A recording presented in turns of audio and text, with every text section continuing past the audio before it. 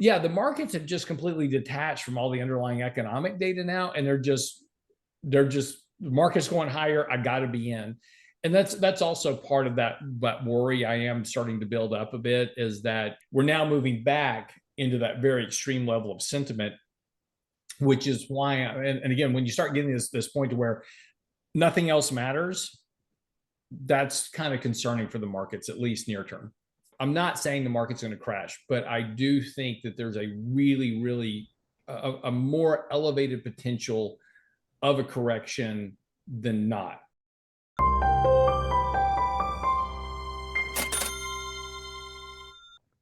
Welcome to Thoughtful Money.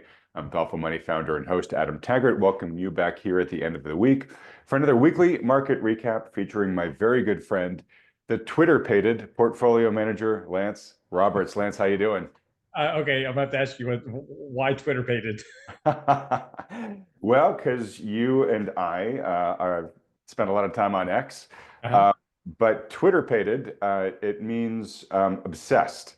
And I'll tell you why I picked that word in a moment. But first, I want to give a hat tip to Carlos, who very kindly, after last week, Lance, sent me a whole list of really interesting adjectives to use for Lance, for you. Okay, Yeah. perfect. Email is titled, adjectives for Lance. So I've got now a nice treasure trove of great words. Okay. I was familiar with Twitter Pated, and actually I'm kind of surprised I hadn't pulled it out beforehand. But again, Carlos, thank you for that. I picked it because you're a gentleman who I think, to your strength, is obsessed with getting to the truth of the markets, not just narrative or beliefs, but actually what is the data telling us. Mhm. And I got to tell you, Lance, I know you don't really read the comments much. A lot of people thought you were beating up on me too much last week, and as I said last week, but I just wanted to underscore this week. Look, folks, Lance and I are brothers. Brothers Uh, rib each other, they challenge each other, they fight. We do it to hopefully bring out the best in one another. yep. And as I said last week, Lance, my ride or die. There's no bad will between us. We're brothers and very much appreciate it. So if you see it, just take it in the context in which it's meant, which is just, again, Lance, he'll push me and I'll push him back, as you see. Yeah, it's funny. It's the same way on our daily radio show that we host, as well as that. We pick on each other all the time with me and my partners and our other advisors, and you're always kind of cutting each other down. And it's just kind of, again, like you said, it's like brotherly love. But I don't remember what we were arguing about last week. But I've slept since then, so that may be part of the reason. Yeah, I think everything is the answer to that question, but yeah. Well, anyway, yeah, it's all in fun. So No, don't take anything, if you're watching the videos, don't take any of that personally at all. So yeah, it's like professional wrestling. They after the fight, they all go out for a beer together. yeah. But really, I mean, it's all done with the right intentions. But I do think, Lance, and I want to give you credit for this. At the heart of it all, and I know on your end because you are passionate about this, you are Twitter-pated about this. It is your trying to divine as best you can from the data what is actually happening, and trying to not let our biases influence us one way or the other. And it's a Oh, huge reason. absolutely, absolutely right. Speaking of wrestling, it was sad news this week that Hulk Hogan passed away, Yeah. and of course that follows Ozzy Osbourne and Malcolm Jamal Warner. And as I was telling my wife, after Malcolm Jamal Warner, tragically drowned, and Ozzy Osbourne passed away, I asked my wife. I said, "Well, these things come in threes, and I'm hoping I'm next." So, but apparently I'm not. So it was unfortunately Hulk Hogan, and so I'm here for another week with you at least. Dude, you're only 60.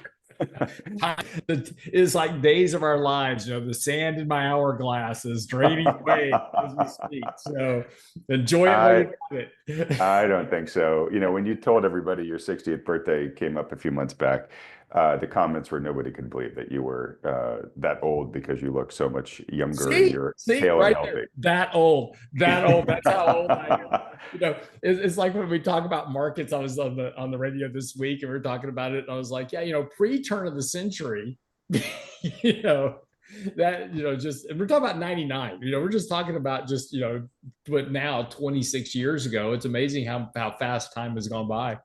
I think it's worse when you say, well, in the last millennium. That Yeah, really makes you sound old. exactly.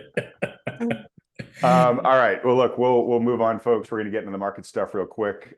Just a little bit of housekeeping. So speaking of birthdays, mine is coming up in just a couple of days. And if you're a Right. regular listener, you've been hearing me make the pledge drive to just say, hey, if you watch this channel and are not yet subscribed, please take the like half a second and just click that subscribe button. It probably doesn't even take you half a second. But that does actually really help this channel in terms of the love that the YouTube algorithm gives it. The more subscribers we have, rightly or wrongly, the more love it gives us. So if you want to help these videos get out to influence more people, please do hit that like button. If you are already subscribed, thank you. So if you're already subscribed to the YouTube channel, then if you're not subscribed to the Thoughtful Money Substack, then do that. And to do that, just go to thoughtfulmoney.com. There's a little link up there at the top of the site called newsletter. You click that, put your email address in, you're off to the races. And again, there are benefits to you for doing this, not the least of which is every time we launch a new video, you'll get alerted so you won't miss good content going forward. And we get a lot of great content in the pipe because I'm going to be gone. I'm going to be on the road, in a little over a week, going to meet my daughter over in Ireland. All you folks from Ireland who've been giving me suggestions about the trip, it's been awesome. Thank you. We've got a great trip planned because of you guys. And I will be doing my best to make you not think that I'm gone. I've been recording a lot of interviews in advance. You've heard me talk about a couple of them, like the one with Greg Lukianoff, one of the co-authors of the book, The Coddling of the American Mind. That is a great discussion, and I'm really proud of it, and that'll launch while I'm gone. I just recorded one with Joel Salatin again, so those of you who saw the first one I did with him and have been begging to have him back on, you're going to get that itch scratched. If you haven't yet watched an interview with Joel Salatin, you're in for a real surprise. We got a few others in the pipeline too, so it'll be great. But next week's Lance, we might be a little bit abbreviated because I literally have to sprint to the airport after we're done. Yeah, it's no problem. Well, and I had to drag you out of bed early because we had drama at the Roberts household Oh yesterday. no. So yeah, speaking of your daughter, my daughter, she's 18, she's getting ready to go to Baylor in just under a month now, right? We're just trying to get everything put together. She came in crying. Her heart was broken last night because her and her boyfriend from 2 years ago. It's her first serious boyfriend. They've been dating now 2 years, and they broke up yesterday. So Oh we've had no. massive drama overnight. 16 to 18, that's like a lifelong marriage at that age. Absolutely, in a lot of cases, and I had to get you out of bed early because I'm taking her to lunch today to help kind of smooth over the wounds, so to speak, Oh, and do a little bit of shopping, and just the general heartbreak therapy is in Robert's household today. So well, look, as a dad of daughters, my heart goes out to yours. You're a good dad for doing that, and yeah, maybe you've done a lot of repair now where people don't think you're a total jerk after last week. You have a heart. I have a heart. It's just very small.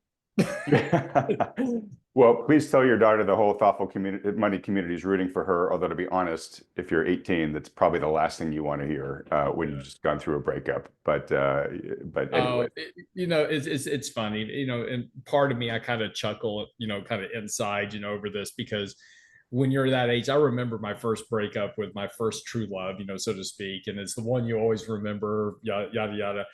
But she's about to go to this major university here in Texas. She's going to meet a million people, make all new friends, and this will be a distant memory, and not so much in the future, but she will go on to bigger and better things and be much happier, and it's just as a parent, this is that they go through these things, but that if they could just see from your view what you've been through and your experience, that this is all going to be okay, it's going to be fine, but they don't want to hear that right now.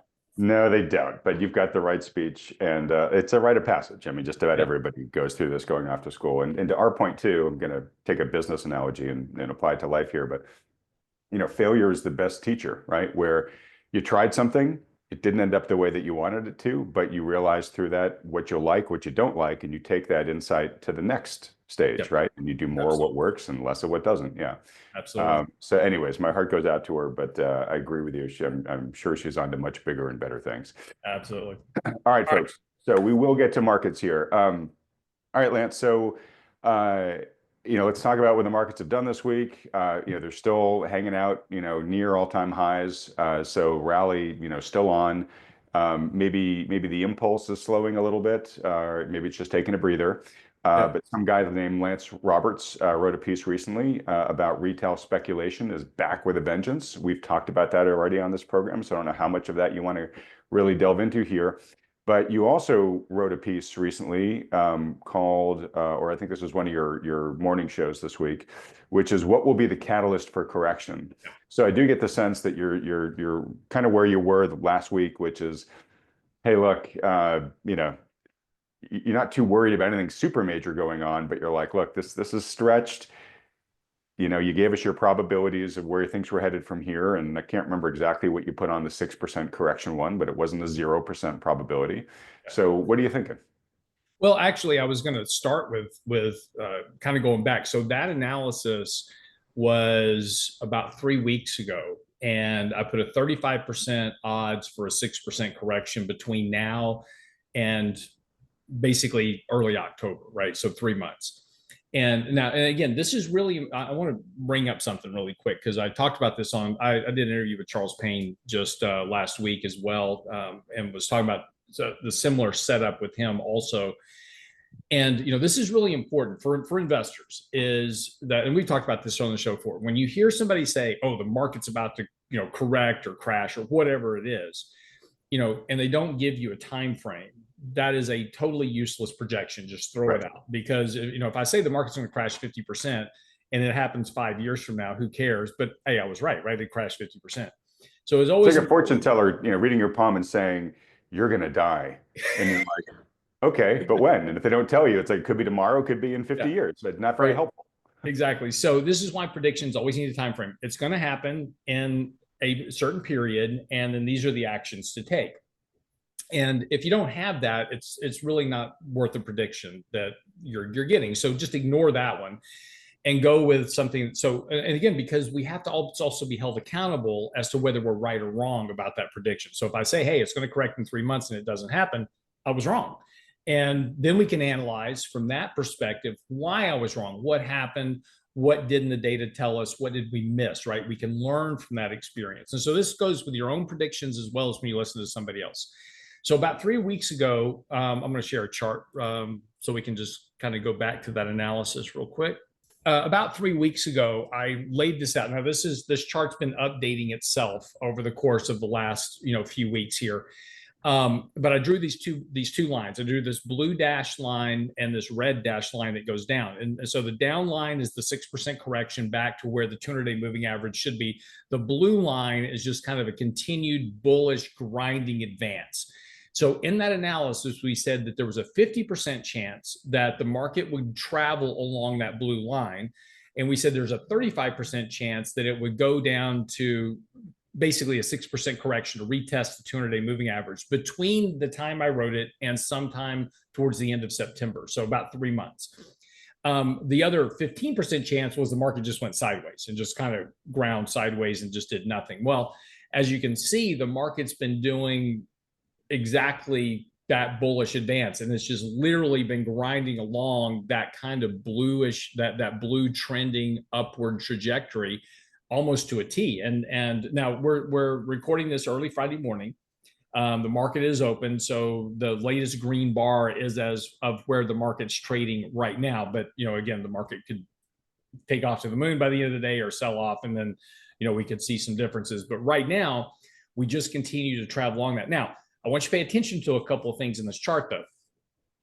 The reason that we are concerned that we're going to have a correction in the next month or two is because of technically what you're seeing in this chart. First of all, the top of the chart is the moving average convergence divergence. As you can see there, it's just been grinding sideways at a very high level.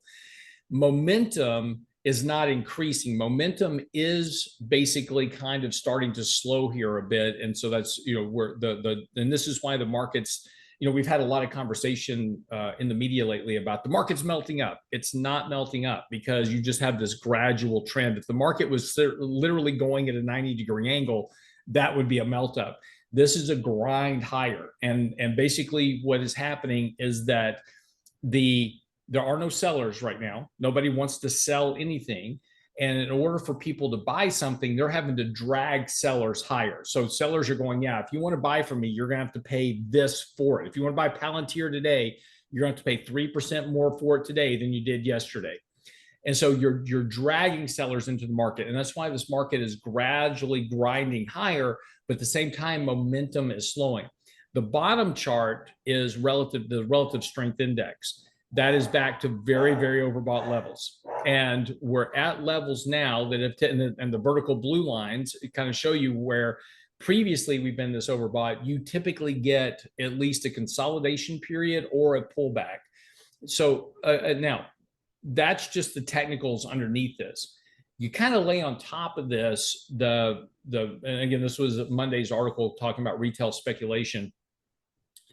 If you lay on top of this the amount of speculative activity in the market from zero day to expiration option trading, which is now those volumes are reaching historically high levels. SPACs are making a huge comeback. Meme stocks this past week have just, very reminiscent of what we saw in 2021. We've seen stocks like Kohl's and others, Open Door. These stocks trade at $2 or $3 a share, and they've just gone rocketing higher this week. I think Kohl's was up 100% intraday at one point this week. So we're seeing a lot of that very speculative chase by retail investors, which typically tends to be a later stage type activity for the markets. And it doesn't mean the markets are going to crash immediately, but this is why we're a bit concerned and why we've just been, kind of rebalancing risk in the portfolio. Nothing dramatic, just taking profits, adding to more defensive positions, those type of things, is because we do think that there's a risk that because of this detachment, the market is trading very deviated above its 200-day moving average, and moving averages tend to act like gravity. So if I have a 200-day moving average, the further price gets away from that, the greater the gravitational force is to eventually pull it back towards that level. We're getting that type of a deviation. Historically, you get reversions from that. You have weakening momentum. You've got relative strength, very overbought here. So again, these are just all precursors. And talk to the video you were talking about, I did earlier this week, is, talking about, I used the example of a can of gasoline. If I take gasoline, I put it into a gas can and put it in my garage, as long as it's not next to the water heater, I can store gasoline fairly safely.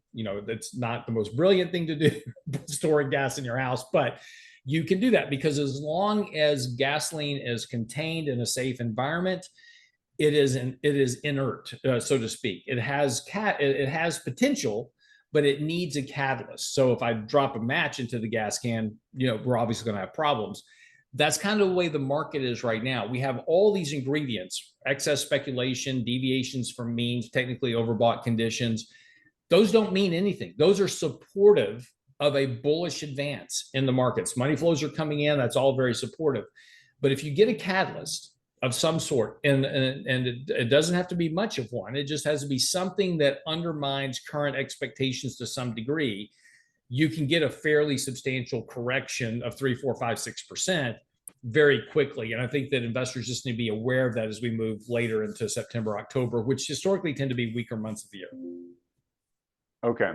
So I guess let's get to the so what of this then. So how are you changing your portfolio management, if at all, given this stretch?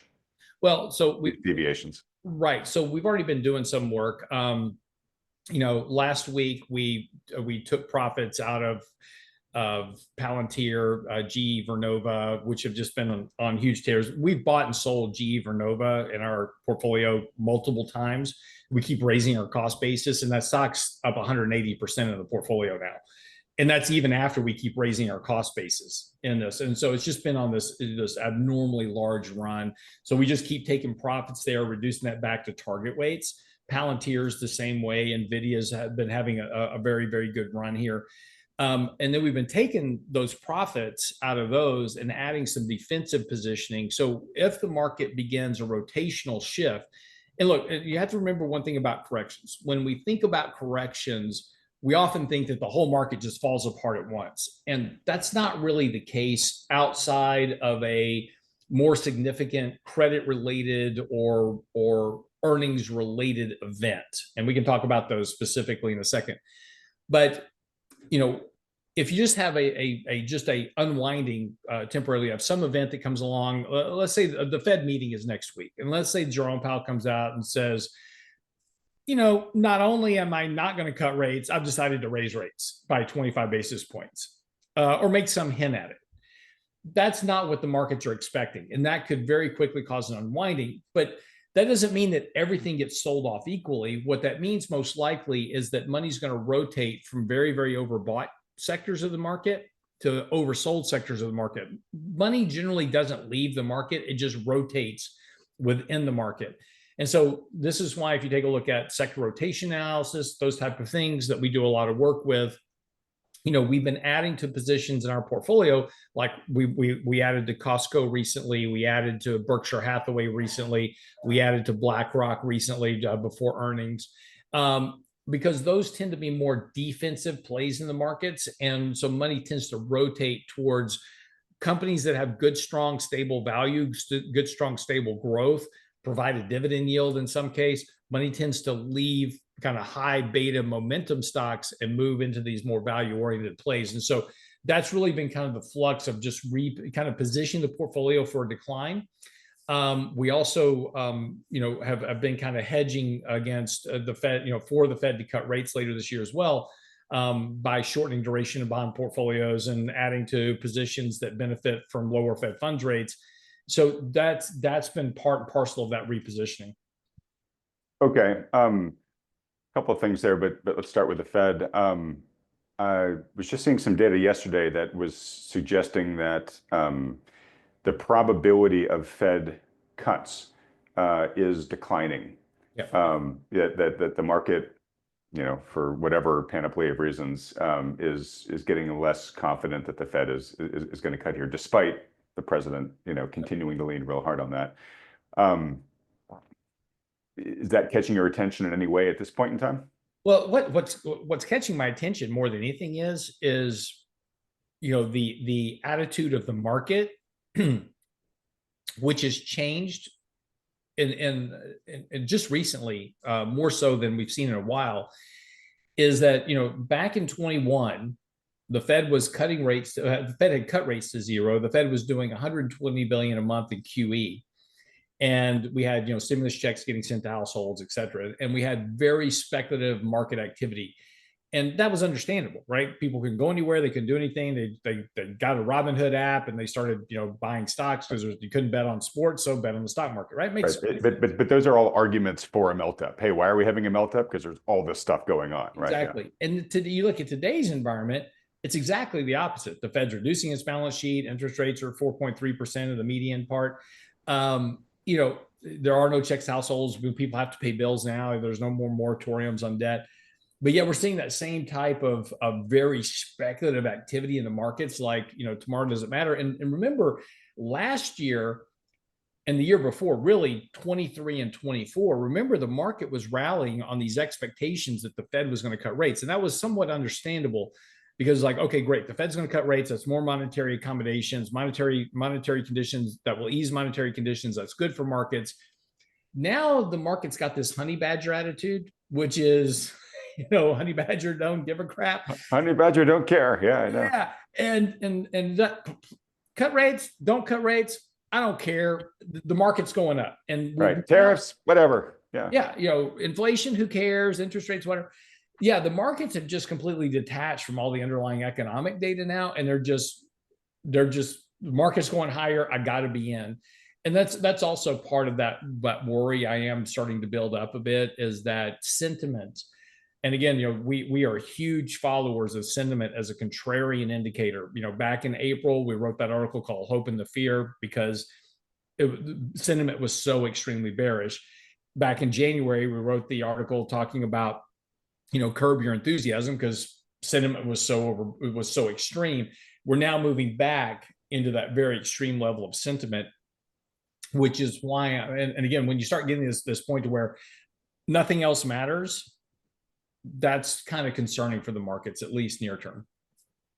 Okay. All right, Lance, I think we just found the teaser for this this Yeah, week's I need market to find the recap. most various thing I could find to make a teaser. Uh, Well, but you know, I mean, you do your best to try to be the eagle, right? That's why it's right Yeah. there on your shirt, right? And when the Yeah. eagle, starts growing bullhorns, that's, that says something. And when it starts growing fur and claws, that says something else That's too. something. Yeah, Yeah. yeah. But I'm not, look, I'm not saying the market, I don't want anybody to leave. And I don't want, yeah, I know you're going to pull a really, really good headline out of this, but, I'm not saying the market's going to crash, but I do think that there's a really, really, a more elevated potential of a correction than not, just simply because of and again, it doesn't mean that this sentiment push can't go higher. I posted a chart last week about margin debt. Margin debt is back to approaching record highs. Importantly, margin debt relative to disposable personal income is also back near a record. And the reason that's important is Mhm. that if I have That income can afford. Yeah. yeah, if I have cash, if I've got disposable income, I can go invest in stocks. When I run out of that, I got to use margin, and so it's kind of a good way to look at it. But all that's very supportive. The technicals, the sentiment, the margin debt, all that is all supportive of higher prices. That's what that speculation is what drives prices higher, and that can continue a lot longer than you expect. And so this is why it's very difficult to time markets and to, oh, I'm going to get out of the market today because Lance said the market's going to crash. This market could run for another 6 months or a year. We remember back in 2020, in March of 2020, the market crashed 35%. We then rallied until January of 2022, almost nonstop. There was very few breaks along the way. And all along the way, it was like, hey, there were plenty of headlines. This market's, overdone, and it's going to pull back and have corrections. And you had about a 5%. I think you had 1 or 2 5% corrections along the way. But, when we got into 2022, the market finally gave way. But if you'd gotten out in April or May or June of 2020, you missed that entire rally worrying about the market correcting. And so so it's very important to make sure and understand that the timing of these things is very difficult. And this is why we want to remain invested until the market starts to tell us, hey, the party's over. You got to, the cops are coming down the street. You need to leave. Right. You remain invested, but just to use your analogy, you're at the party, you're worried the cops might show up at some point. You're not leaving yet, but you're kind of starting to drink water instead of the punch. You're starting to stand closer to the door. Maybe Yep. you've asked your buddy to go get your car keys just so you have them, right? Um, Yeah, it's great. It's a great analogy. Exactly. yeah, yeah. Um, so a couple things. You're absolutely right, and I, personal anecdote. I think I was public about how I had been shorting, uh, you know, the market in, like, I don't know, 2018, 2019, um, and it just kept grinding me. It was your classic, extreme valuations doesn't mean much from a timing perspective. That steamroller just kept steamrolling over me for 2 years, and it taught me a Yeah. very valuable lesson. That said, I'm just going to get this out there because it's one man's opinion. Um, I would be surprised. So yes, I think this could continue to rally for much longer than the pessimists expect that it possibly could. I would be really surprised if this was like another April of 2020 through beginning of 2022, only because we don't have all the things we had back then. I mean, we just had so many things that kept juicing asset prices. But who knows?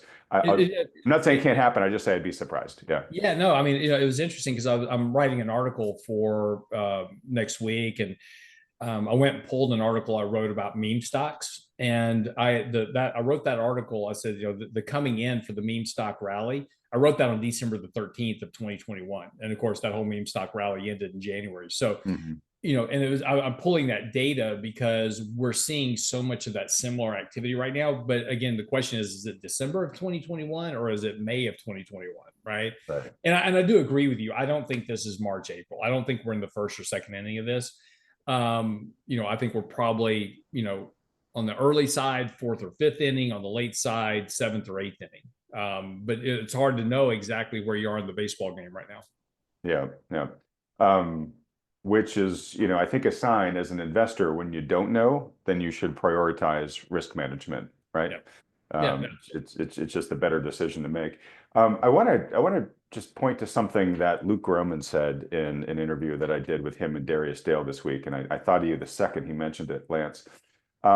So it was a really interesting discussion, and folks, if you haven't watched that yet, I highly recommend you watch it after this video, or at least sometime soon. Two really great macro thinkers who also bring it down to actionable market, steps. Um, and the focus of the discussion was America's fiscal situation, right? And so they're projecting out, and they're basically saying, look, at the end of the day, there's because of the debts and the deficit and the trajectory that we're on, and the challenges that we're going to have to close the gap between tax receipts and overall deficit and all that type of stuff. They're like, look, they're going to have to print. Right now they're trying. They for a millisecond, investigated the cut playbook. That's not going to work.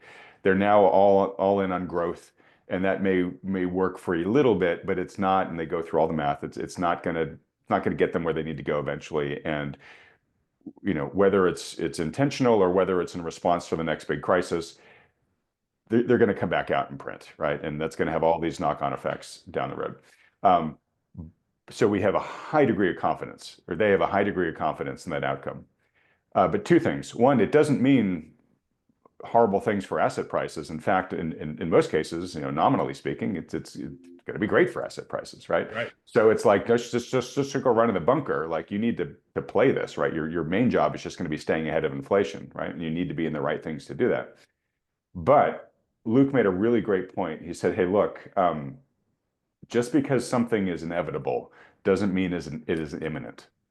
I thought that was a really great way to put it, right? Which is, and it's sort of another way to say what you say all the time, Lance, which is, I know you have a lot of the same concerns that a lot of the more bearish people who watch this channel have, but you always put the discipline on it of like, I need to know that timing element, right? Or else it doesn't have any value to me.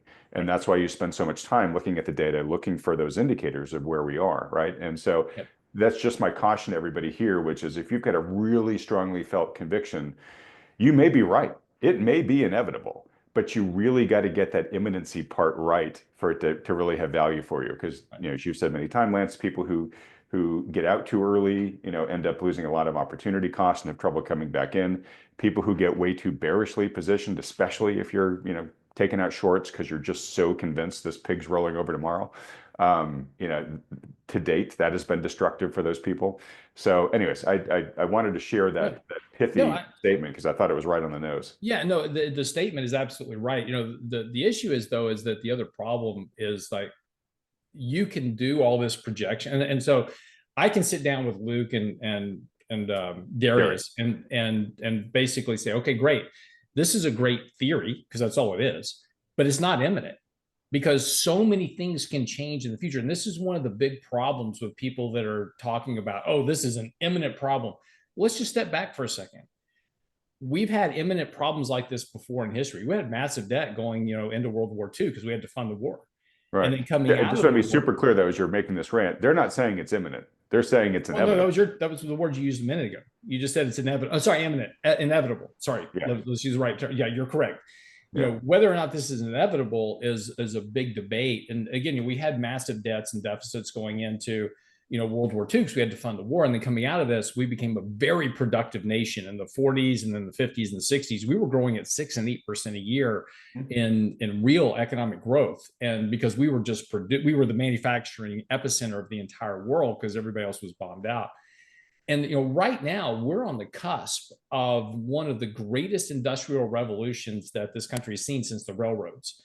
And I think most of these people, they're saying, oh, the deficit problem is an imminent and inevitable problem that is just not going to work itself out. You got to be very careful with that, because if we have to, and again, there's already conversations being had right now. Corporations are talking about investing $1 trillion into building out infrastructure in the US to support AI. For every dollar of infrastructure, that generates about a $3 to $4 multiplier effect in the economy. So you take $1 trillion, multiply that by 4, That's $4 trillion of economic growth that come out of that. All of a sudden, you start talking about the massive need for the electric grid rebuilding, which is somewhere between $8 and $10 trillion. Multiply that by 4. You start talking about doing productive investments like we did back with the Hoover Dam and the Tennessee River Valley Authority.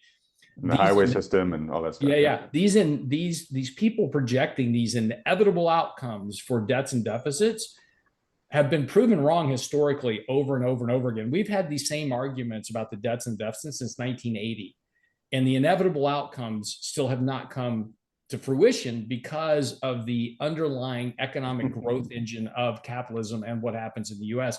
And if we do follow through with what AI will potentially do for the economy in terms of increased productivity and just from the construction, development, build out of what's needed, the infrastructure needed to support it.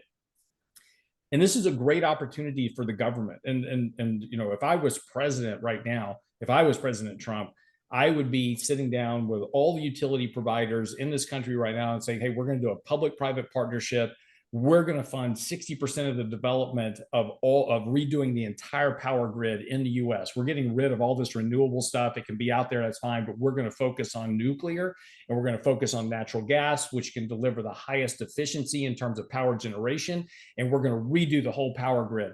We're going to fund 60% of it. Y'all are going to fund 40% of it. And we're going to give you tax credits for all of that across the board to get this done.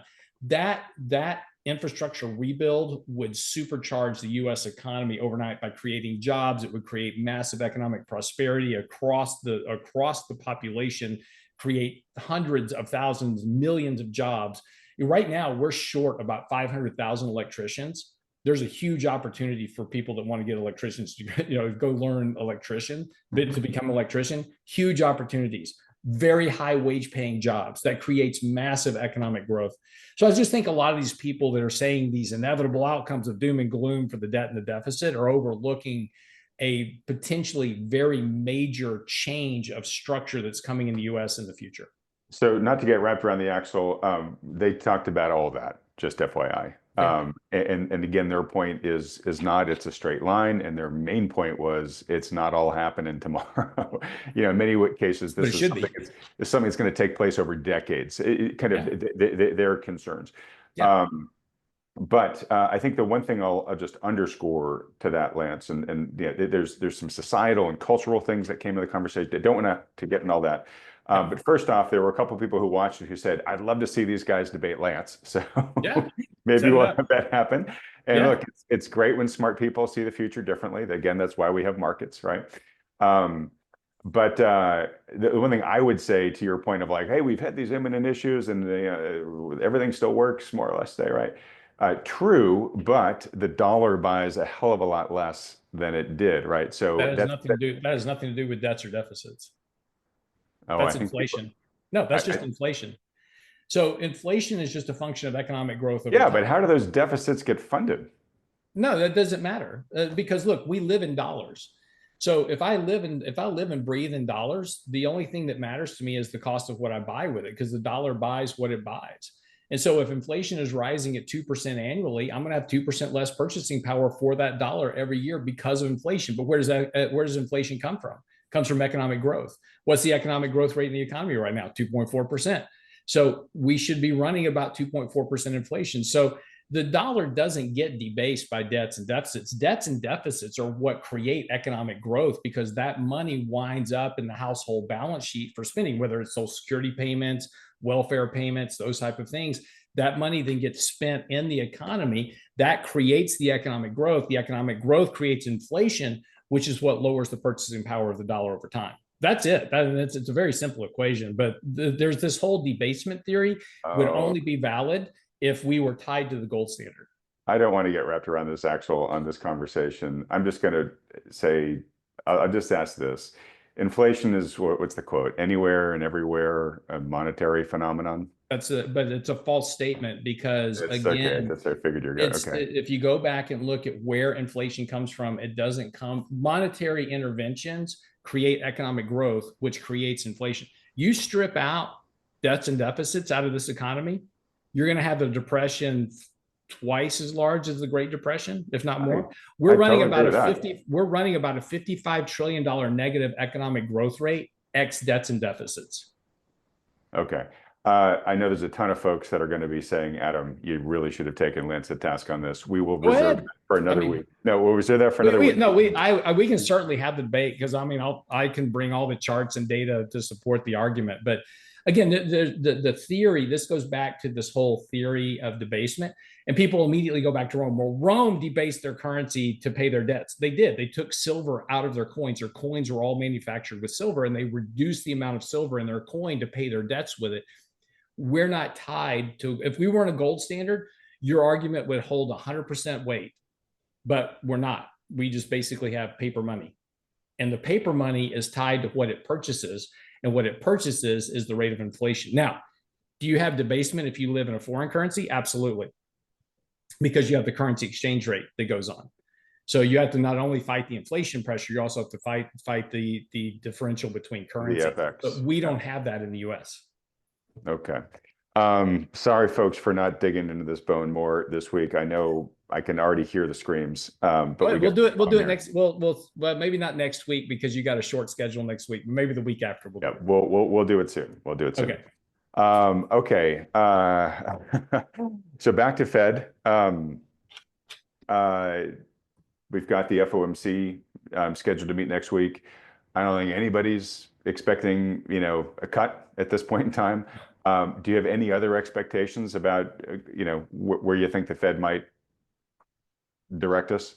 Well, the problem with the Fed is that, this is, I think Trump has done himself a disservice, so to speak. I don't know how to actually phrase that the right way, but when he attacked Powell on being too late, not cutting rates, those type of things, I get what he was wanting. He was wanting to push the Fed into cutting rates.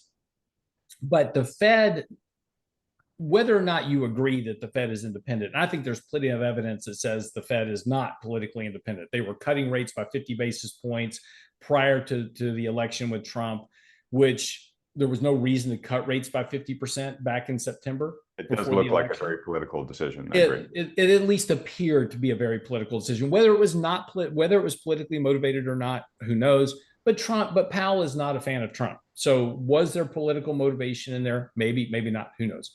But at least, the Fed needs to, for the market's sake, the Fed needs to maintain an appearance of independence. And so Powell's kind of in a tough spot right now. If he cut rates now, which I told you before, I think he should be cutting rates given the economic data. And we saw more economic data this week that would certainly support a rate cut. He can't do it because if he cuts rates now, everybody's going to go, oh, well, he just kowtowed to the president. And, the markets may not like that because it's all of a sudden is that appearance of independence now seems to be polluted. So, yeah, I don't think there's any way he cuts rates. Trump went and visited the Powell yesterday, at the Federal Reserve building. They walked around, they talked about the cost overruns in the building. And it's interesting, they're $3 trillion into these renovations between Eccles and Reagan and all that. And JP Morgan just built a 60-story high rise in New York. You get to mean billion. You can't mean the 3 trillion restoration. Oh, sorry. Billion. Yeah. Like they're at 3 billion. And JP Morgan just built a 60-story high rise in New York City for about the same amount of money, brand new. Right. So, really, yeah. Yeah. And so, there's certainly some questions about the cost. That's government efficiency for you. Yeah. Well, yeah. It's like, $600 hammers for NASA, those type of things. Right. But, so I don't think there's any way to cut rates. And I think maybe that visit yesterday, Trump said he's not going to fire Powell, which is, I think that's good. If they can just bury the hatchet until September and just stop talking at each other, then that potentially will open up the Fed to be able to cut rates in September without it appearing to be politically motivated. But I think if they keep going at each other like they've been doing, that's going to keep delaying rate cuts until the Fed is forced to cut rates because something breaks economically. And then Trump's going to have a heyday going, I told you were too late. And then it's really going to get, nasty after that.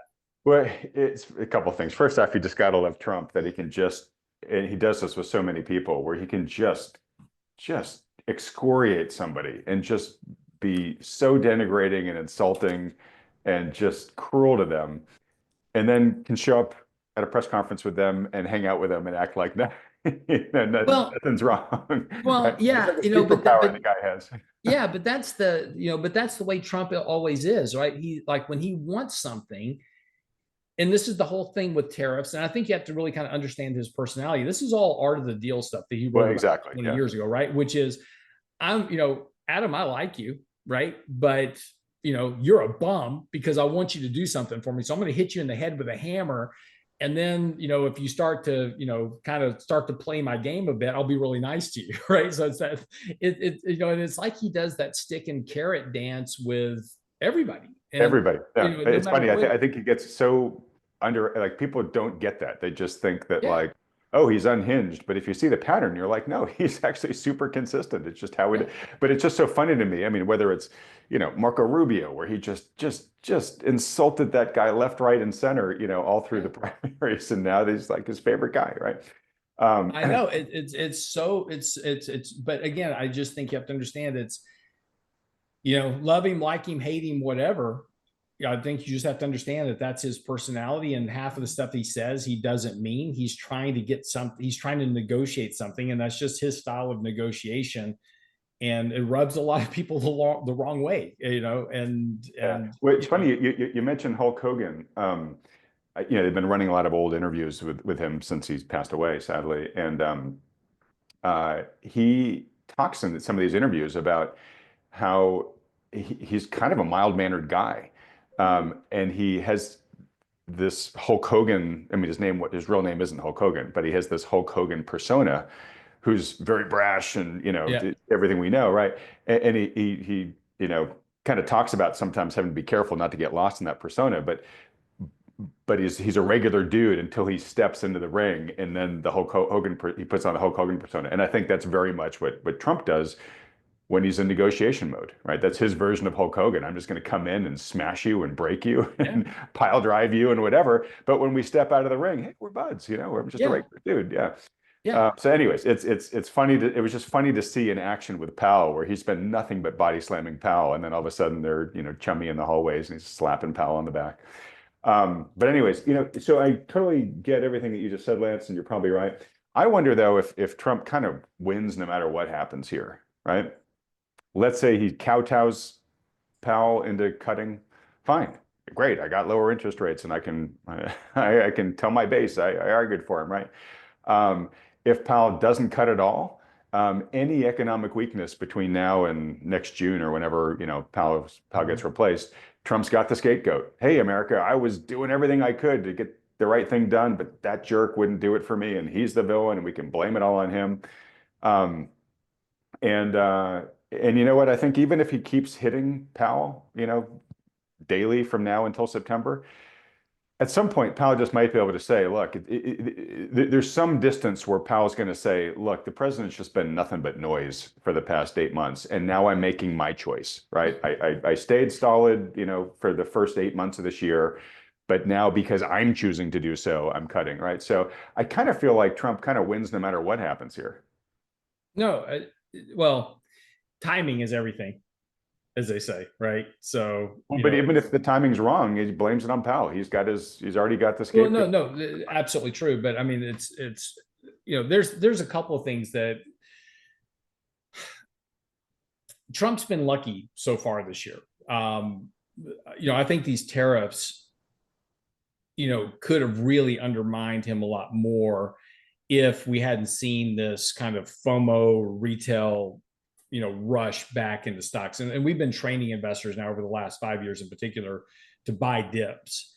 And, I think Trump's been very lucky this year in particular that investors were so willing to come in and speculate so much in the markets and drive markets back to all-time highs, because had this market dropped 30 or 40% because of tariffs, which was when we started getting initial revisions to earnings based on those tariff levels, that was a good setup for a much deeper correction in the markets. And that would have potentially undermined a lot of his policy between now and midterm elections. And don't forget, he's got midterm elections coming up in we're going to start actively engaging in midterms in what, about another 8 6 7 8 months. We're going to start running all the midterm kind of pre-election campaigns, all that. You got Probably midterms coming next into November. the turn of the year. Yeah. Yeah. So, that's coming up pretty soon. And, so far the market's giving him some breathing room. But again, I think there's a real risk here because of the speculative nature of the markets and where we are, that any policy misstep in particular that all of a sudden causes markets to we're seeing earnings estimates ratchet back up now. They cut them a good bit going into April and May, and now we're like, oh, well, forget those. We're back to where we were previously. But any policy misstep over the course of the next few months could not only hurt the markets, but also potentially hurt a lot of his policy agenda if he loses control of the House or the Senate. Yeah. Well, we talked, back when he was president-elect, saying, hey, the best thing for him, especially as he was initially talking about how, we're going to cut and we're going to take our hard medicine and the markets are going to go through this detox period, or the economy is going to go through this detox period. We talked about the potential wisdom of doing that, right? Which was like, just flush all the bad stuff out of the system, right? You can blame it on Biden early on in your tenure. And hopefully by the time the midterms come around, we've bottomed and the trajectory is now moving back up and voters will give you the benefit of the doubt. To the extent that the economy is continuing to slow, which it still seems to be doing, that there's still uncertainty out there that could create issues, as you're mentioning here, if that stuff starts manifesting, there's a really big question is there time to get through this before investors have to make up their mind about who they're going to vote for in the midterms? And the closer we get to the midterms, the smaller that window of opportunity becomes. Right now, if he's lucky, nothing manifests and the market just rallies until next September, a year and a half from now, and the economy holds together, right? That may be a tall ask, but I've learned never underestimate this guy's luck. So, we'll see what happens. So a couple quick things. So earnings, what are we learning now that we've had a fair amount of companies report earnings? So of the companies so first of all, we've got a lot of earnings reports next week. So you got Microsoft next week, you're gonna have Apple next week. We don't get NVIDIA until late next month. It's like the 20th of August. It's pretty far out there, but we'll have all the Mag 7 ex NVIDIA reporting next week. So by the time we get to end of next week, we'll have roughly about 80% of all S&P 500 companies reporting. So far, though, as of yesterday's close, 87% of companies that have reported estimates have beat estimates. And that's not surprising because we lowered that bar so very much. We talk about it being millennial earnings season. Everybody gets a trophy. And so 87% beat rate is a very high level. Normally we're in the 78 to, ish percent range. So we're way above average in terms of beat rates for this quarter. So, it's been good.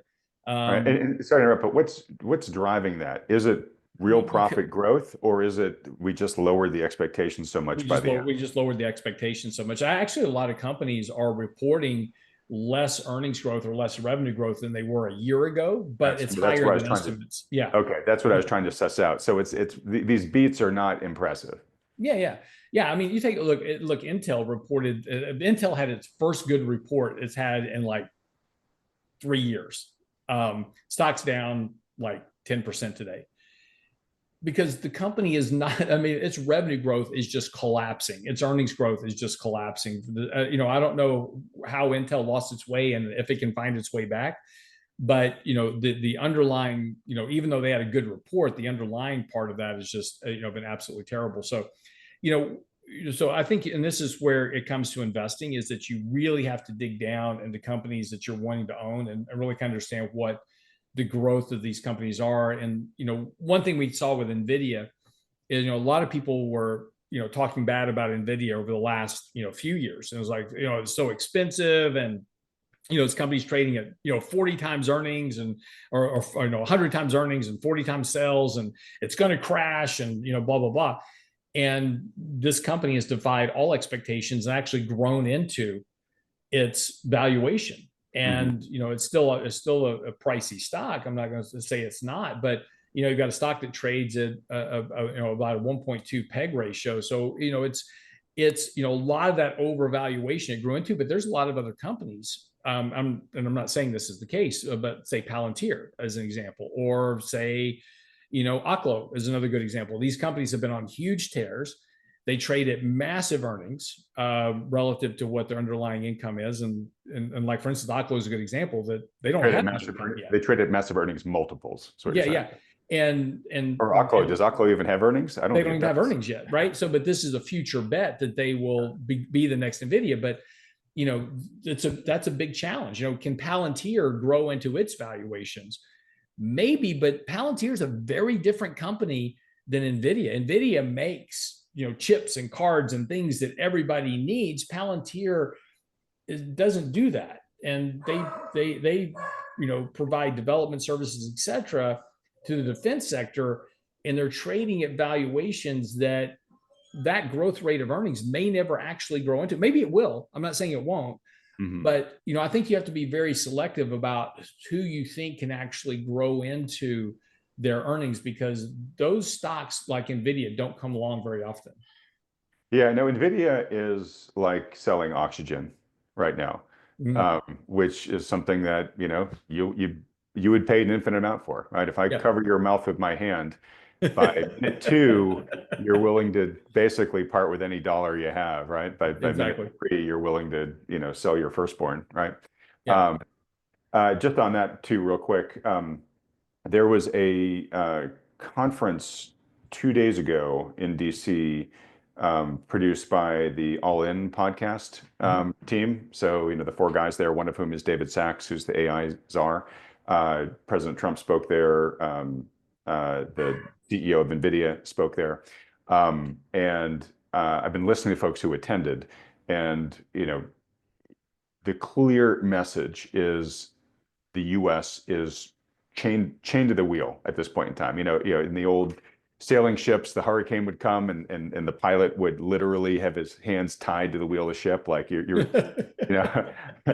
we're going to make it through here, I've got to be at this wheel the whole time. There's no way I can get out of here. The Cortez burning your ships, whatever analogy you want to use, right? But like we are hyper all in committed to winning in AI, and that's going to have to come with all the things you mentioned earlier, Lance, in terms of we've got to rebuild our grid, we got to get electrical productive capacity dramatically increased by orders of magnitude. I mean, there's so much incredible investment that's going to go into this. And no guaranteed results, but we won the space race, we won the Cold War. We're going to bet that we can do it again.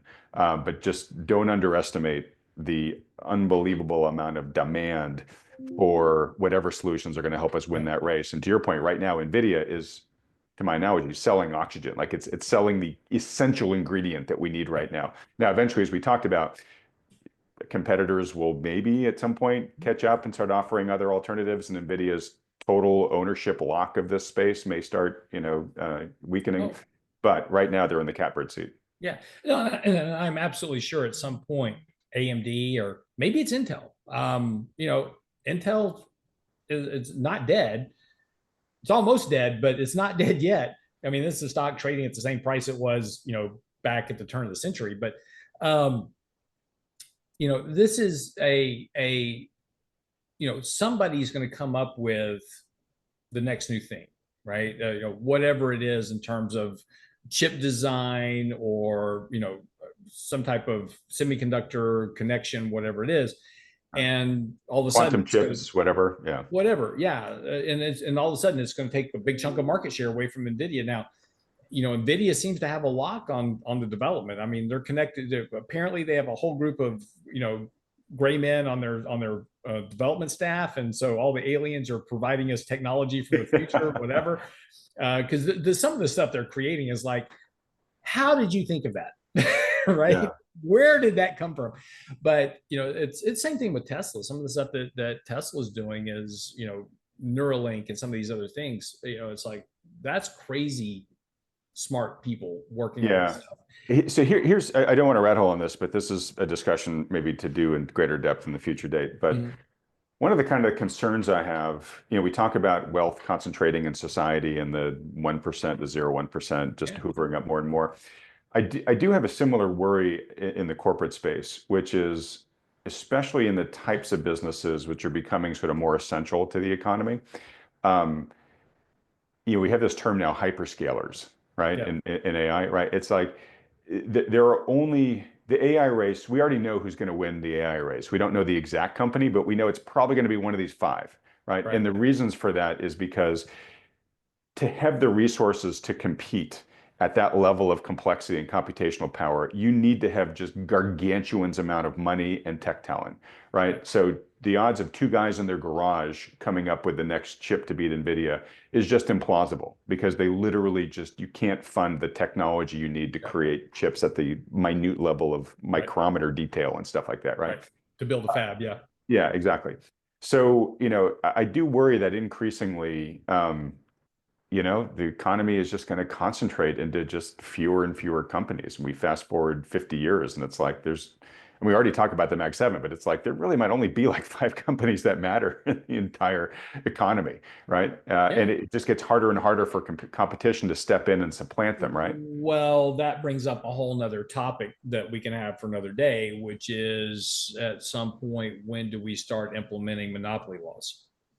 Because you know, so monopoly laws were created so Right. that it would And not. like I said, it's executing our antitrust laws. We have the laws. We Yeah, just have given these well, guys a exactly. bye for a But long time. Yeah. A, is there a desire to do it, and B, when the antitrust laws were put in, these companies were actually very aggressive about locking other people out of their, kind of their industry, and it's hard to say. It's like, okay, so a good example, like Google has a pretty good lock on internet search, right? We could pretty much agree on that. Okay, dude, I've railed about this forever. I mean, for But 15 years, I've railed about how this is a monopoly in plain sight. Yeah. it is, but at the same time, the argument from them is going to be is like, Adam, nothing's stopping you from starting a search engine. I mean, there's DuckDuckGo, there's Internet Explorer, there's all these other search engines.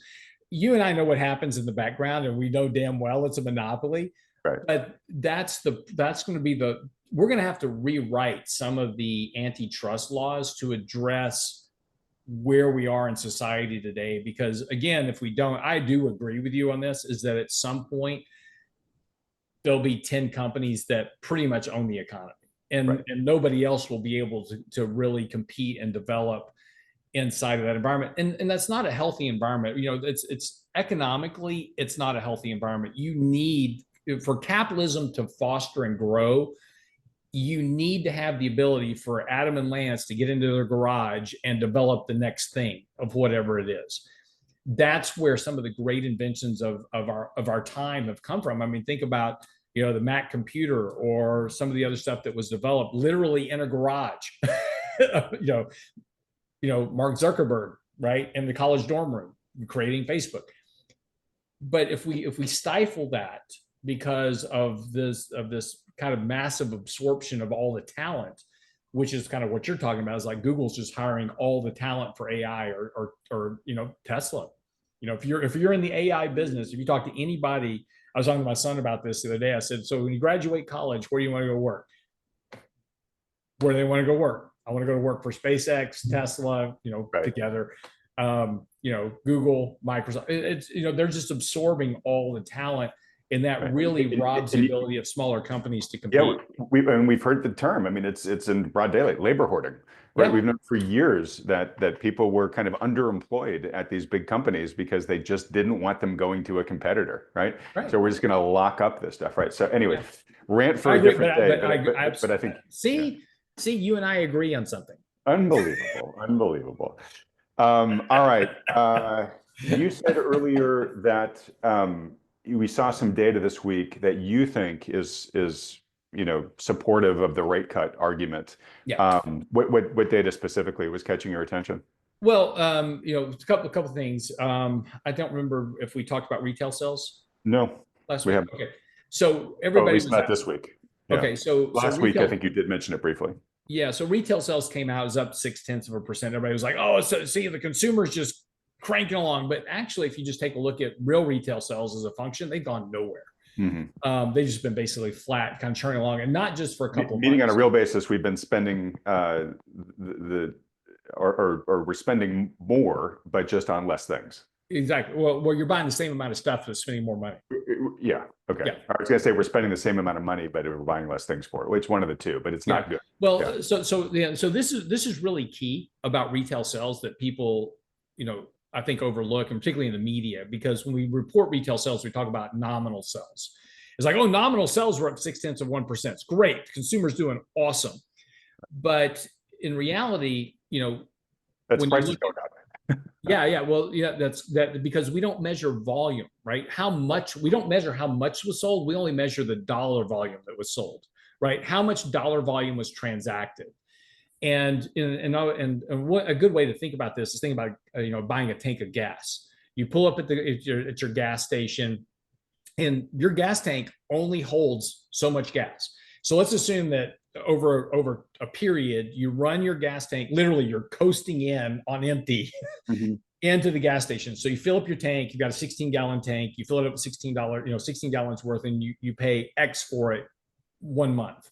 Next month, you do the same thing, you fill it up again, and this time you pay $10 more for that same 16 gallons. You pay $10 more than you did a month ago. Well, when we report retail sales, we say, look, retail sales were up $10 over the previous month because we only measure it in dollar volumes. You didn't buy any more gas, the same 16 gallons, you just paid more for it. So this is why it's really important with retail sales. Look at real retail sales and look at the monthly rate of change in that. And if you look at the monthly rate of change in retail sales, people are not buying more. They're just paying more for it. They're buying about the same amount of stuff. Mhm. They're just paying more for it. And so we have a period, and I've got a chart in this weekend's newsletter, which will get published out in the morning. I'm actually talking about some of the retail data. Retail sales have been flat for almost 3 years now. We have the most extended period where normally retail sales are traveling at a kind of upward angle. Right. And they've been flat for 3 years. That never happens outside of recessions. Sessions. And sorry, just to add on to that, if they've been flat for the past 2 years, what have we seen moving up?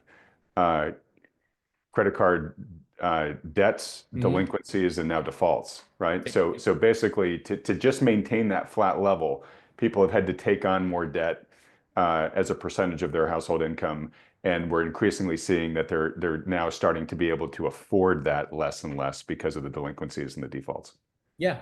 And again, and this is also kind of the amazing part of all this is that we talk about, the economy, it's churning along, it's doing fine, 2.5%.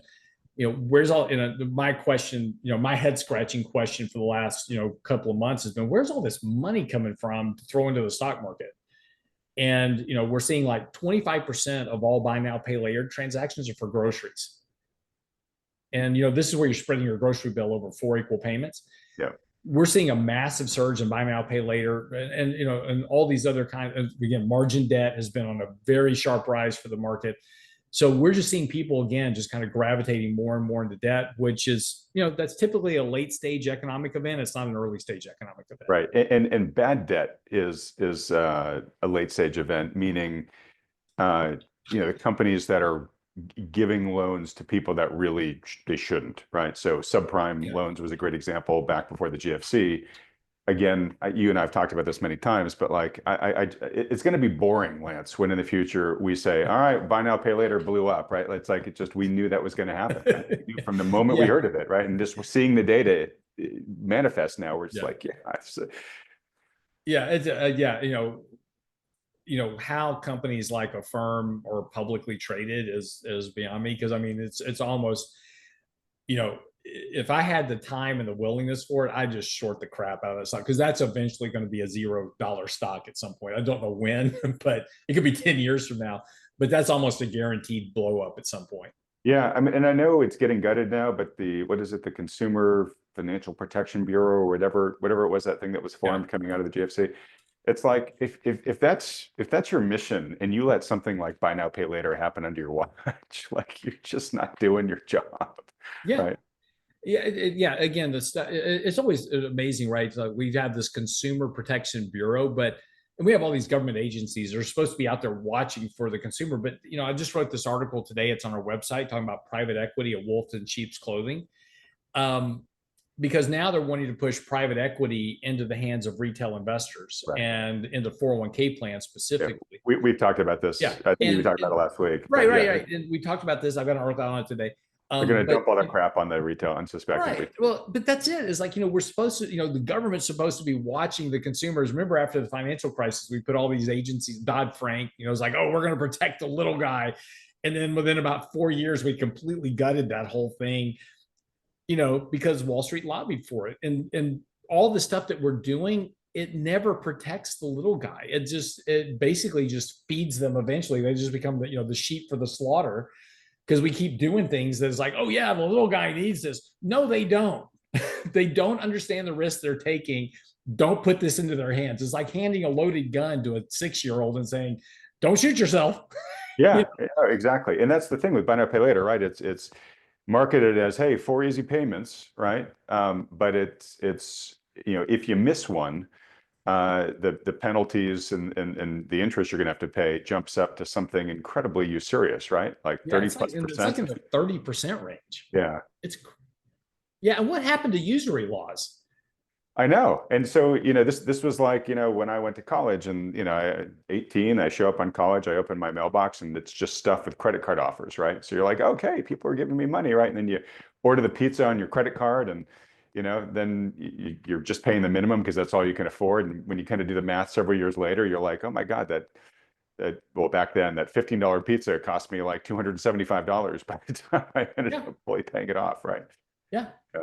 Yeah, no, again, I think we talked about this maybe a couple of weeks ago on the show when you and I were visiting, is that, look, I think this market is going to rally maybe for the next couple of years for a variety of reasons, mostly monetary, especially if the Fed does start cutting rates again, if they do go back to QE. And that's one thing, by the way, at this upcoming Fed meeting next week, pay attention to what they say, if anything, about QT. Yeah. Because I think, if they can't cut rates, one thing they could do is stop QT. Right. And move that back. So again, pay attention to that. But I think there's some reasons why this market could rally for, another couple of 3 years. That doesn't mean you're not going to have some 10 or 15% corrections along the way, like we just had. But, I think the next big kind of come to Jesus moment in the market doesn't happen until we get into the 2030s. But you have all the underpinnings now, and whatever causes that event at some point in the future, whether it's the next subprime crisis or whatever, whatever that trigger is, and we don't know what it is, but whatever causes the unwinding at some point, we have all the ingredients for it. Just, all this leverage build up in the markets, everything else that's going on, doing stuff like, pushing private equity onto the little guys. You're just setting up that whole environment for people to get really hurt at some point. But again, that could be a decade from now before that happens. Right. So just to use an analogy, California, it's a tinderbox, and it generally depends on how the winter goes, is just how dry is it, and are there any events that are more likely to create fires, whether it's an arsonist, whether it's a bad transformer.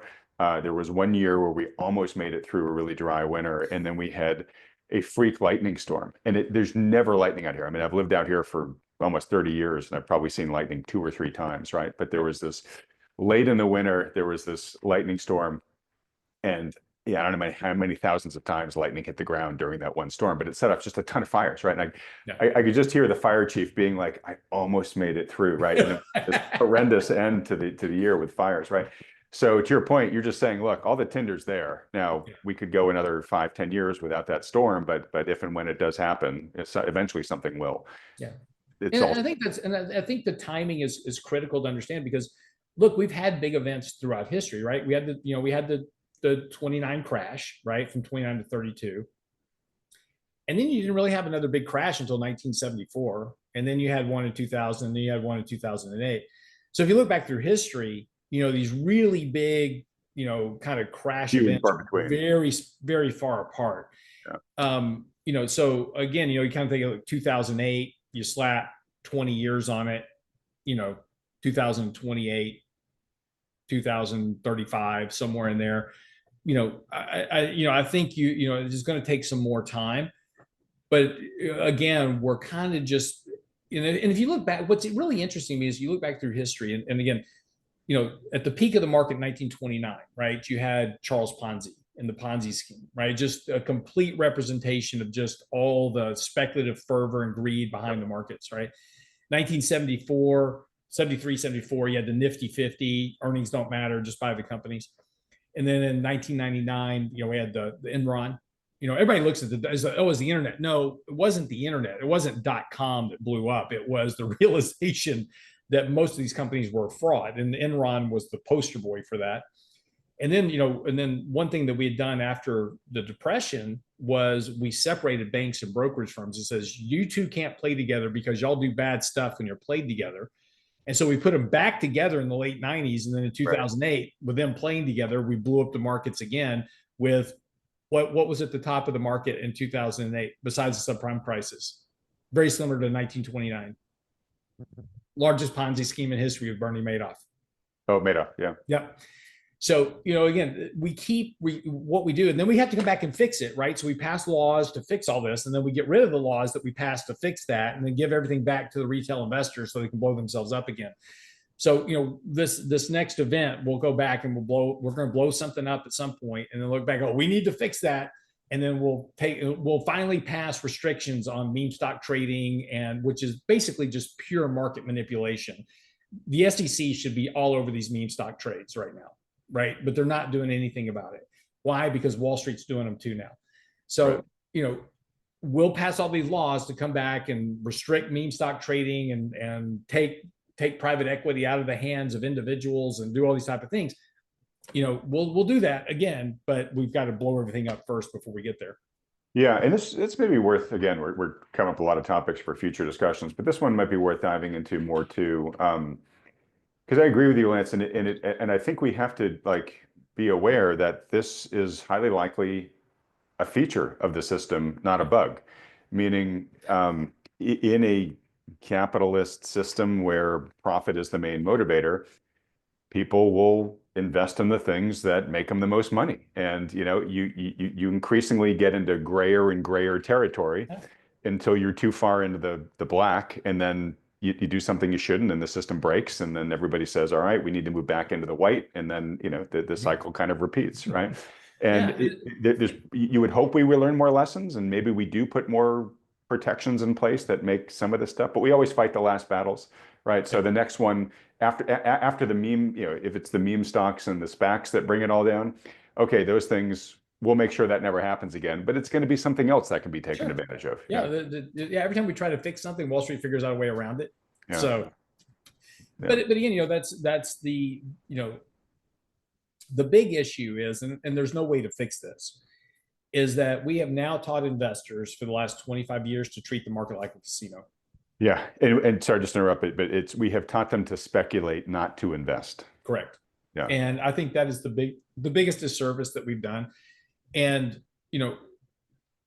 we should go back to, having, spreads on stocks being 1/4 to 1/2 point like they used to be, go back to commission trading, because it would slow all that down, right? Yeah. You would pull all that speculation. It would at least slow the speculation down a bit and get you to longer term holding periods. It would just make it more costly. Yeah. Yeah. And the cost is not about, everybody's like, oh my gosh, the cost. Well, the cost doesn't matter if you're making money. Right. It's just, that's just a process of making money, is the cost that goes into it. But again, you've got to, I think at some point, you're going to have to figure out a way to slow the markets back down a bit. I don't think you can. I mean, that genie is probably out of the bottle.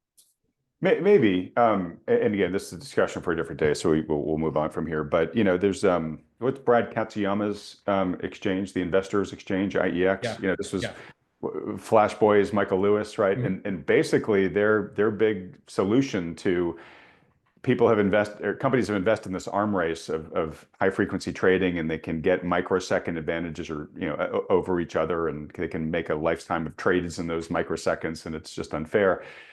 So they just slowed it down. They had this thing called the shoebox, which was basically just a whole bunch of fiber optic cable wrapped around itself, and it just slowed the signals through that big spool or tangle of fiber optic cable enough to minimize the advantage that those guys had had.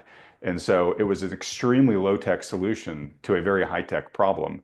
And I don't know the latest on it, but it's presumed, I think, still to be kind of a fairer place to do business than a lot of the main exchanges. So who knows? Maybe the cost.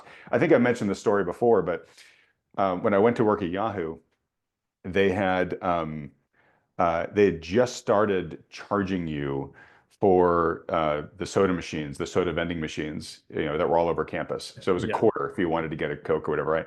And people were bitching because right before I'd gotten there, it had all been free up until then. Right. And somebody asked, why are they doing this? And it was a really interesting behavioral economics answer, which was, hey, when we were giving the soda away for free, people would get way more sodas than they needed to, and they'd take a sip or two, and then they'd just leave the half-drunk can on the conference room table and leave, right? Because it was just infinite in supply. Where if we actually made them pay for the soda, they would only buy it if they were going to fully drink it and then dispose of it correctly, right? So sometimes a little bit of friction can actually a good thing. It's all about incentives, right? Yeah, and I'm all for. When I first was in the business, I owned a broker dealer, and this was back in the late '90s. And then I saw where this idea of fee only service was going to become a thing. And so I sold my broker dealer business and I built an RIA back in 2001, and fee only service. And we were below market levels at that point. Most fee advisors were charging 2.5 to 3. We were charging 1.5 at the time. So we're way below market. And, because I go, that's where everything's going to go to. Everything's going to drive to the lowest fee basis. So I want to be there first. Yep. And that's actually been the case.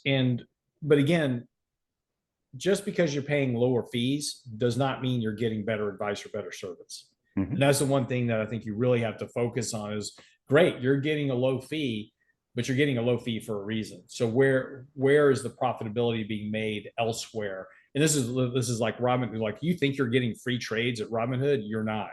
Yeah. Those trades are probably actually costing you more than you would be paying if you were paying somewhere else on a normal exchange.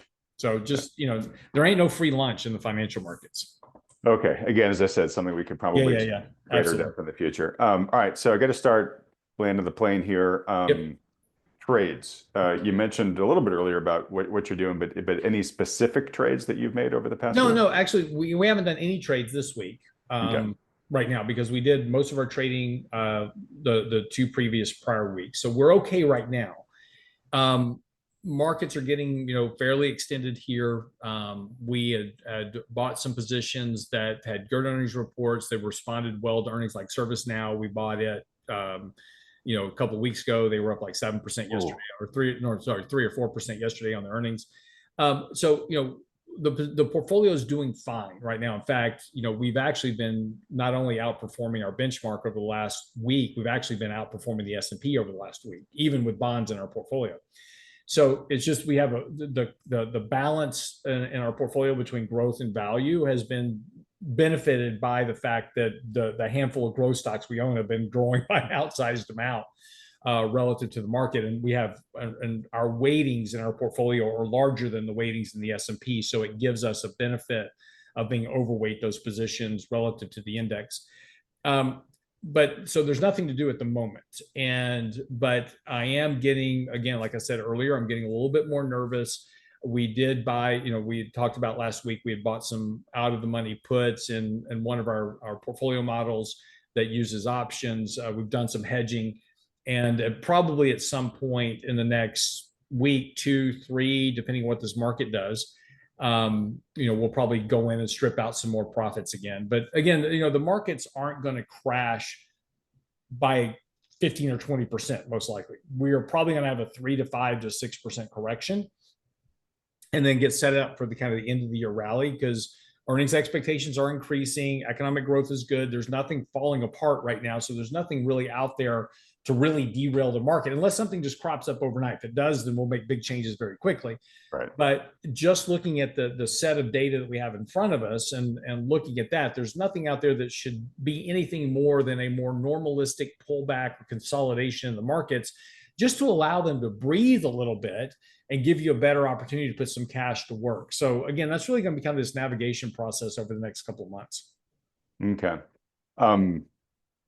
All right. So a couple of things.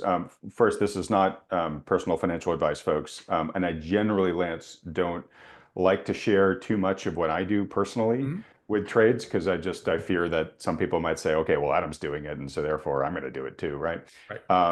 You should mirror what I do, folks. You should do it only if it makes sense for your personal situation and goals and risk tolerance and all that type of stuff, right? Same for me. You shouldn't don't do what I do, because I manage for very specific reasons. Yeah, yeah. But you do this. I mean, everyone knows you're sharing your firm's portfolio to be transparent like this. I don't usually say it very much, and because I don't want folks to put extra weight on it. But I did buy some puts on the S&P after our conversation last week. This is reminding me, as I think I mentioned, we talked about near the end of last year, where downside portfolio protection had become really cheap on a relative basis. And that was the right thing to do back then. And I'm making the calculated bet that it may be the right thing to do now. It's not that big of a position, folks. Yeah. But just... Yeah. And look, if it goes to zero, which if this market keeps going up, that option will go to zero.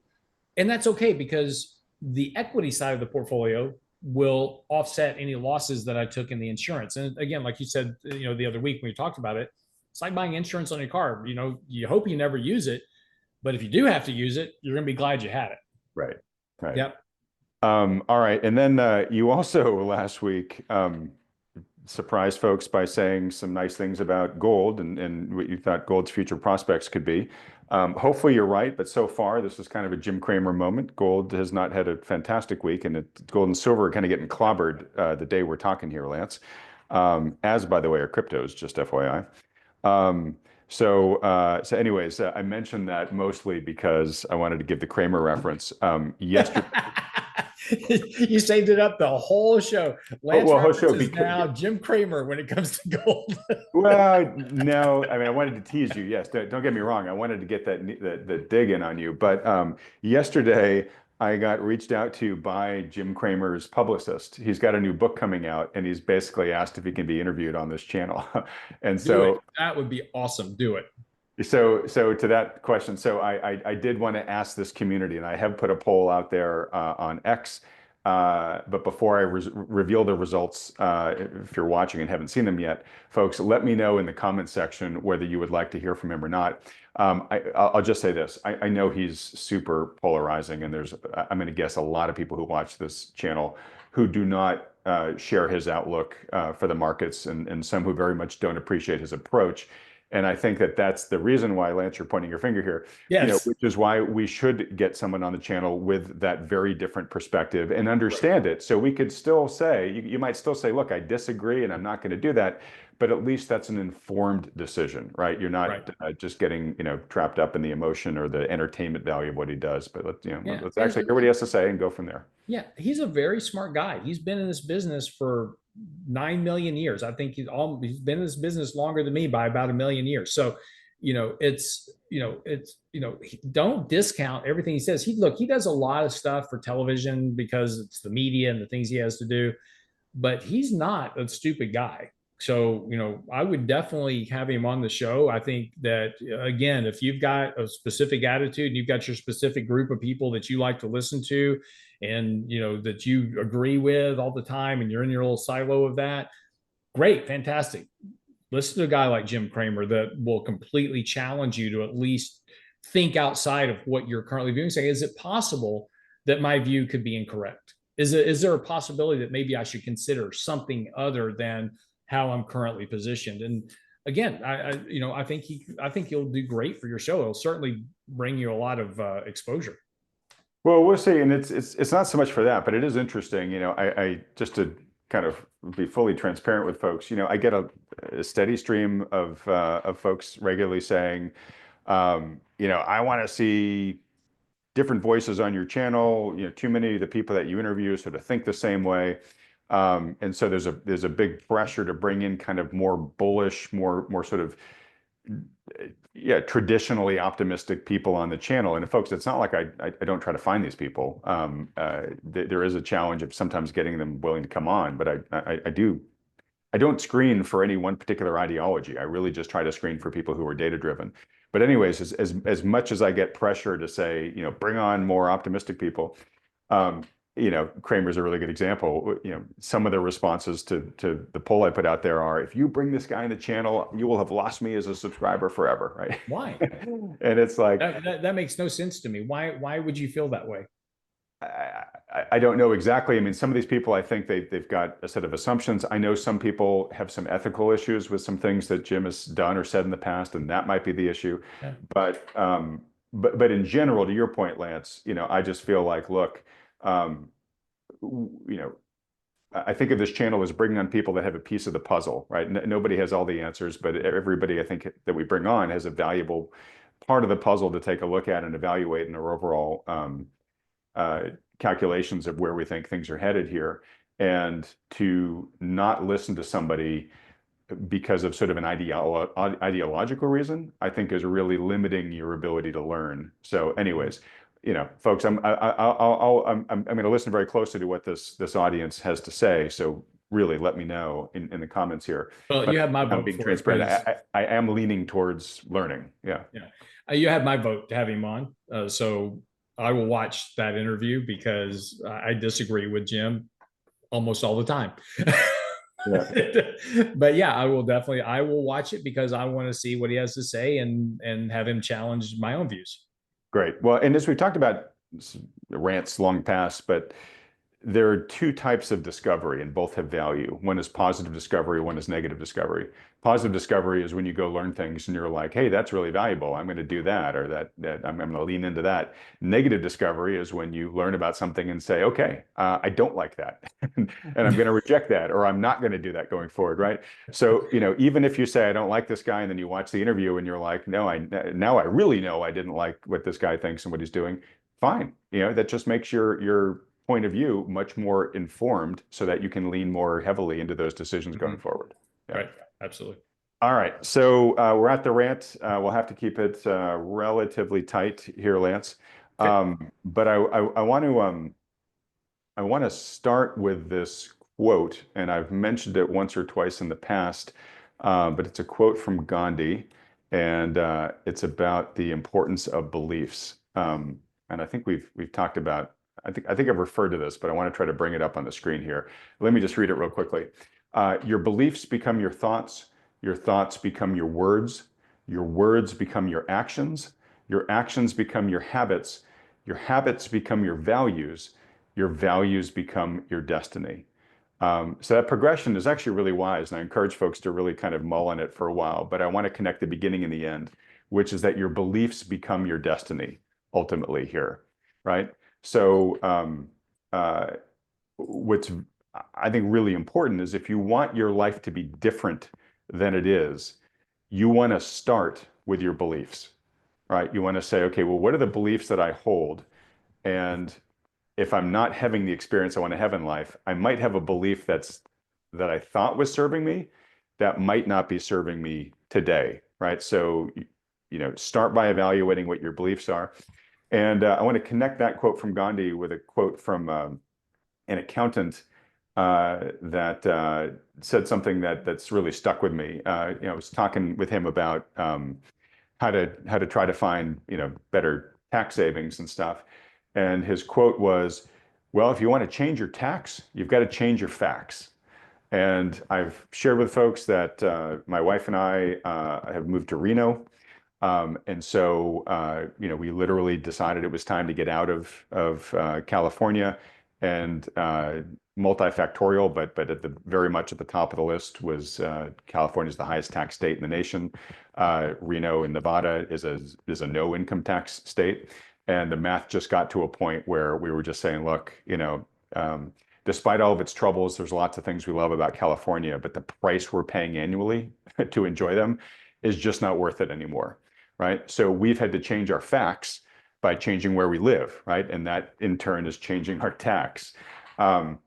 Also, too, because I run a business, I've discovered an additional way to get material tax savings is to create a pension plan for my business. And that will allow me to put a lot more money into tax deferred retirement accounts than if I was just using a typical individual IRA. So again, I'm changing my facts there, right? I'm changing the way in which my business is structured, right? And what I want to sort of tie together here is, for many, many years, I had this belief of like, wow, moving out of California is such a big thing, and we have enough benefits here that we're enjoying that we really, we want to stay, or we should stay, and moving's such a big deal. I can't disrupt my life enough to move. And once I started reevaluating that belief and saying, well, really, truly, how disruptive would moving be, and what would the knock-on benefits be to get me closer towards some of the goals I want to get to, I realized, oh, you know what? Actually, this belief that like it would just be way too disruptive and too painful and too much work to move, turns out that's not really true. Once I really started looking at what it would entail, yeah, a lot of work, but it's doable, right? And we've just been going through it. And yeah, folks, it is way more work than it should be. To cut all your ties to your state, especially a state like California that really wants to keep its claws in you, and move to another state. But we've been jumping through those hoops, and we've lived so far through it all. So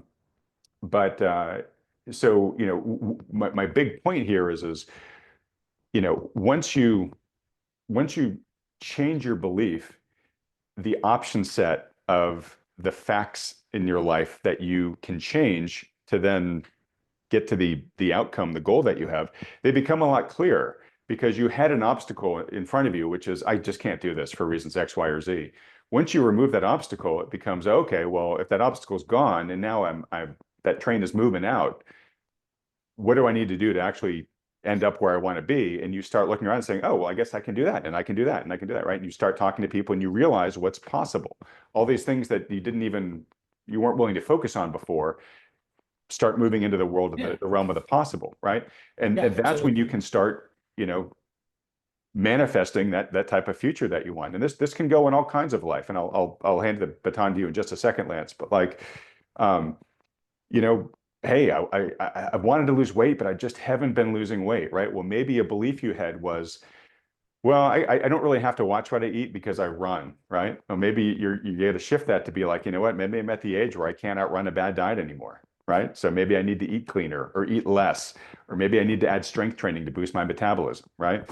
In a relationship, it's like, my spouse and I just aren't seeing eye to eye, and maybe the belief shift is, well, instead of just assuming she knows how I feel, maybe I'm not communicating enough, right? And therefore I need to change my behavior. Maybe I got to open up versus withdrawing. Maybe I need to make sure we just never go to bed mad. Maybe I need to write letters to her or have a date night and not just expect her to be a mind reader.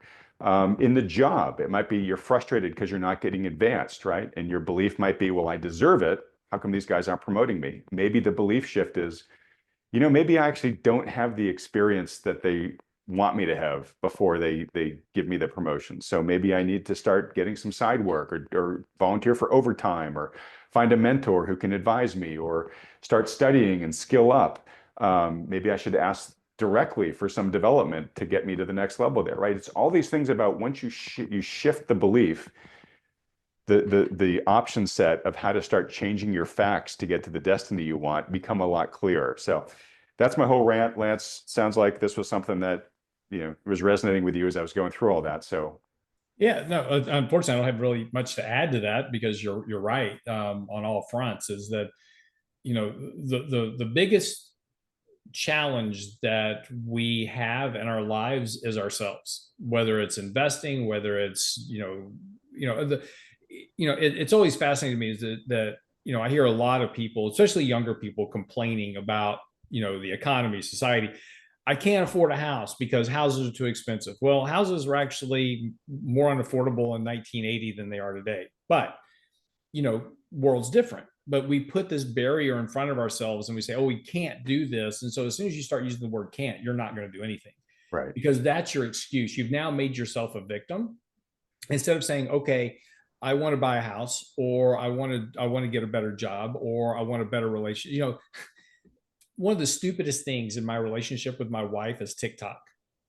My wife has a very interesting love language. She needs confirmation of affection, Mhm. verbal, touch, whatever it is. She just needs to know that she's loved. That's it. TikTok has all these videos of people putting out, they're all AI generated. And they say, you're the best thing that's ever happened to me. You're the love of my life, blah, blah, blah. And, they're very good sentimental messages. I just go forward and I send it to her, and it brightens up her whole day. It makes her whole, when I send her, when she knows that I've taken 1 second, Mhm. it's literally 1 second to go Yep. forward to Christina. She knows I thought about her, and it just brightens up her whole day. It was the stupidest thing ever, and it's but that's it. And but when you start having these challenges, the first thing we do is we say, oh, I can't do that. I can't invest in the stock market because I don't have any money, or I can't buy a house because I don't have enough money, or I can't do this, I can't take this job or get a better job because I can't move. Whatever you can do all of that. You just have to be willing, to do the work, to make the sacrifice. Nobody's going to give you anything. Just realize that up front.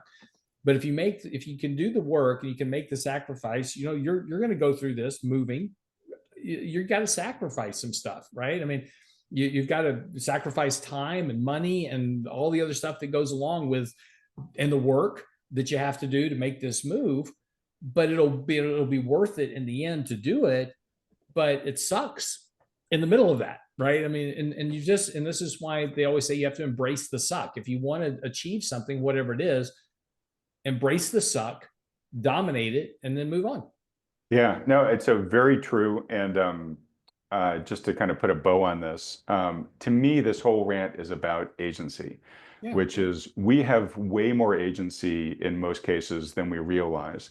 But it all starts with shifting that belief, right? So like with us, hey, moving, is a huge deal, and our lives are so busy. Do we really want to take this on right now? But a big limiter was we've been very fortunate to have my wife's family.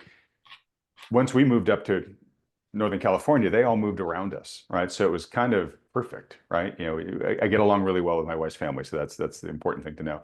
But yeah, Glad you so do. it was her parents, all her siblings, all my kids' cousins, they're all here, right? So for a long time, it was, hey, we can't move because our kids are in high school. We don't want to disrupt them and take them out of this. But now we're empty nesters, right?